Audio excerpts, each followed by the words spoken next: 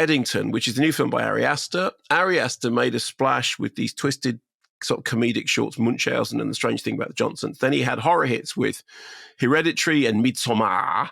And then he made Beau is Afraid, which he described as a 3-hour anxiety comedy. I remember reviewing it and saying it was Aster's most unruly and indulgent film, and it was like a kind of like a shaggy dog story. And you either sort of went with it or you didn't. And I saw that film with Simon Mayo, and Simon hated it. I remember that. He absolutely detested it. And the more he didn't find it funny, the funnier it became. And it was literally 3 hours of just sheer pain. Okay, so now Joaquin Phoenix and Ari Aster back together again for a 2.5-hour COVID-era conspiracy theory provocative satire posing as a latter-day Western. So, it's a trip down memory lane, back to all those, the recent horrors of lockdown and the fun times we had watching society descend into Looney Tunes, online paranoia and broiling ill-informed resentment. Good times, the Ari Aster kind of area. So Joaquin Phoenix is Joe Cross, who is the sheriff of Eddington, New Mexico, which is under a mask mandate, which is governor's orders at state level, but the mandate is implemented by Mayor Ted Garcia, who's played by Pedro Pascal, who is apparently in everything. He's in everything. I think there has now been a rule passed. Yeah, I mean, Materialist is doing very well at the moment. He's in that. He's in absolutely everything. And anyway, so he's Fantastic in this. Four, of course, yeah. Yeah, no, yes, absolutely everything. That's right. There's going to be 3 movies at the same time in the charts. So Joe lives with his wife, Louise, played by Emma Stone, who is very fragile, and her conspiracy theorist mum, Dawn, who doesn't believe in masks, and he doesn't believe in masks. He says he's asthmatic, he can't breathe through them. So because he's in a mask mandate place, he decides that he's going to run against the mayor, Ted, who's up for re-election. Ted, meanwhile, is campaigning on behalf of a big tech company who want to build a data center that will take a lot of water. So Joe starts accusing him of corruption, first financial and then personal. Here is a brief clip. Really, things start to escalate.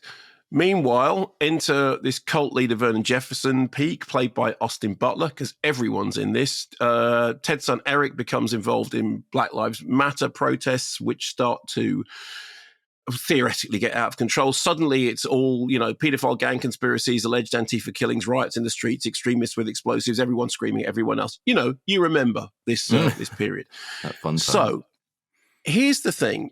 The film premiered at Cannes, and then it opened in the US, where it did not great. Okay, it took something like 11 million on its release in America, which sounds all right for what's basically an art house, movie. But consider this.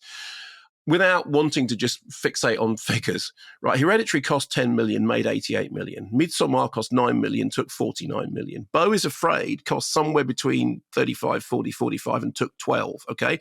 Okay, but it was an indulgence.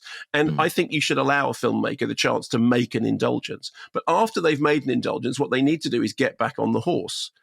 This isn't getting back on the horse. This is making a movie that cost around about 25 million, and it's not going to wash its face as far as I can tell. And the reason is because it is, I think, Ari Aster's weakest film. It's also Ari Aster's weakest film being made after he's just made an absolutely divisive indulgence that, okay, fine, I actually really liked Beau is Afraid, but even when I was reviewing it, I said, you're either going to like it or you're going to just find yourself finding it incredibly grating. The problem is this. I think Ari Aster is a very interesting filmmaker, and there are things in this that are darkly funny and darkly satirical about the state of modern humanity, and particularly that period, of COVID. However, and you can say, if you're going to make a film about a divided society, isn't it interesting to make a divisive film about that? The problem is, it felt a little bit, and believe me, I know what it feels like hearing me use this word. It felt a little bit smug. It felt a little bit pleased with its own divisiveness. And worse still, it was occasionally a bit boring. And for all the sort of, the political satire, it's what this doesn't have is any of the gasp out loud moments that Ari Aster's previous films did. I mean, whether it's Hereditary and her head hit a tree, or Midsommar and everything, or there are things in Beau is Afraid which really make you gasp. You don't have that, and you don't have the I can't believe I'm laughing at this sequence even though I'm laughing at it. So it's not bad, but it's nowhere near as good as it needs to be. And I think it's nowhere near as good as it thinks it is. And it is possible that had this come straight off had this been the film before, you might have said, okay, fine, but that was an indulgence. Now you need to pull things back together again. But I think going from Beau is Afraid to this is not a positive progression. And I do think it's like, okay, well, you found that testing, see how you find this. And the thing with Beau is Afraid is that it was so divisive. And as I said, I did have that experience of sitting in the cinema with Simon. And the more Simon hated it, the funnier it became. In the case of this, I don't think you'd hate it.